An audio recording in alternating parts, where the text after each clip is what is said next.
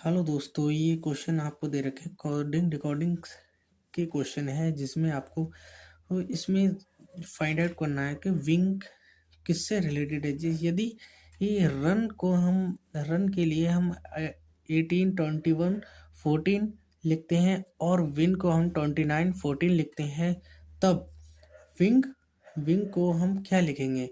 तो दोस्तों, इस टाइप के क्वेश्चन अगर आपके एग्जाम में बनते हैं तो उस क्वेश्चन को हम कैसे सॉल्व करते हैं। तो आइए मैं आपको इस इन क्वेश्चन को प्रॉपर तरीके से सॉल्व करना बताता हूँ कि इनको सॉल्व किया कैसे जाता है। तो दोस्तों, सबसे पहले हमें ये बिल्कुल ध्यान होना चाहिए कि जब इंग्लिश अल्फ़ाबेट जो होते हैं A to Z, जो अल्फ़ाबेट होते हैं उनको हमें प्रॉपर तरीके से क्रम याद होना चाहिए।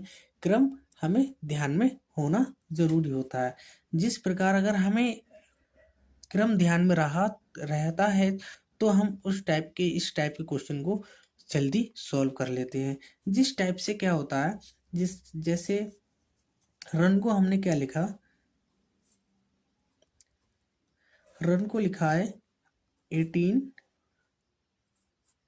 21 14। इसका मतलब होता है आर का जो क्रम है, सीरीज है, वो 18 है।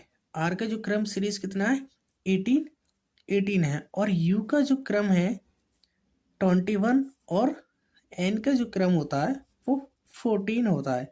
उसी प्रकार वी का क्रम जो होता है, विंग को लिखा है 29 और 14। विंग को 29 14 लिखा है। जिसका मतलब होता है जो होता है वी सेकंड नंबर पे आता है, और आई जो आता है आई आता है 9 नंबर पे, और एन आता है 14 नंबर पर आता है। तो इसका मतलब ये होगा, अगर हम इनके दोनों दोनों विन जो थ्री वर्ड दे रखे हैं, थ्री अल्फाबेट है, इनको थ्री का क्या क्रम हमने यहाँ पे लिख दिया है कि किस नंबर पे आता है, क्या कौन सा क्रम है। उसी प्रकार विंग का क्रम हम देखते हैं, विंग का क्रम कौन सा होगा। तो दोस्तों, विंग का क्रम हमें देखने के लिए क्या करना पड़ेगा कि हमें इंग्लिश अल्फ़ाबेट में जाना होता है। इंग्लिश अल्फ़ाबेट में जाना होता है और उसमें हमें ये देखना होता है कि इंग्लिश अल्फ़ाबेट में जो वी होता है वो कितने नंबर पर होता है। तो जाहिर सी बात है, सभी को पता होता है कि वी जो होता है वो सेकंड नंबर पर होता है। वी क्या होता है, सेकंड नंबर पर होता है।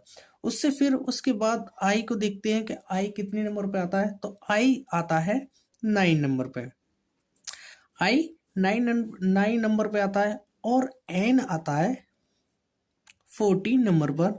और जी सेवन से एक कोड आता है G7, जिसका जी का जो क्रम नंबर होता है वो 7 होता है।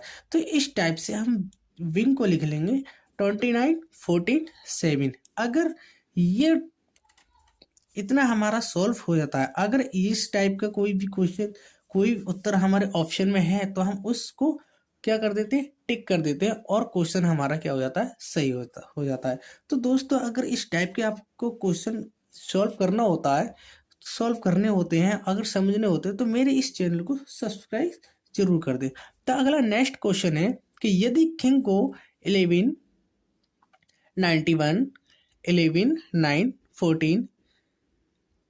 14 और जी लिखा है, तो फिर इसको सिंह को क्या लिखेंगे, G4 क्या लिखेंगे, जी की जगह ये 7 है यहाँ पे, तो जी सिंह को क्या लिखेंगे। तो दोस्तों, उसी टाइप से ये क्वेश्चन करना है। इंग्लिश अल्फाबेट में जो अल्फाबेट का क्रम होता है वही क्रम यहाँ पे अपनाना होता है। तो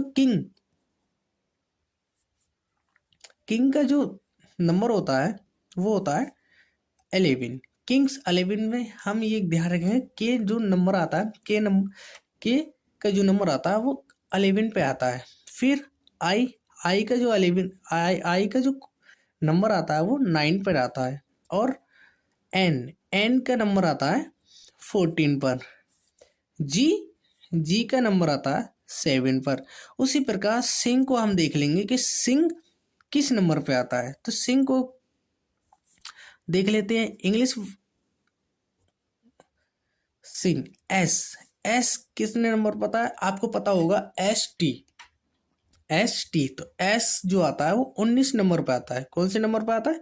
19 नंबर पे एस आता है।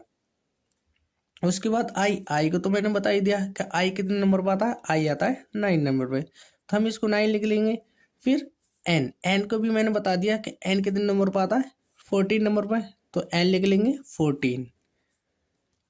फिर उसके बाद जी, जी भी मैंने आपको बताया जी कितने नंबर पे आता है? 7 नंबर पे आता है, तो जी को लिख लेंगे 7। उसके बाद एच, एच मैंने आपको बताया नहीं, तो एच को हम लिखेंगे, एच का जो नंबर होता है वो होता है 8। एच का जो नंबर होता है वो 8। तो इस टाइप से हमारा जो क्वेश्चन बन जाएगा, आंसर बन जाएगा 19, 9, 14, 7, 8। अगर ये क्वेश्चन ये हमारा ऑप्शन से मिल रहा है तो उसको टिक कर देंगे। ऑप्शन हमारा सी सही हो जाएगा।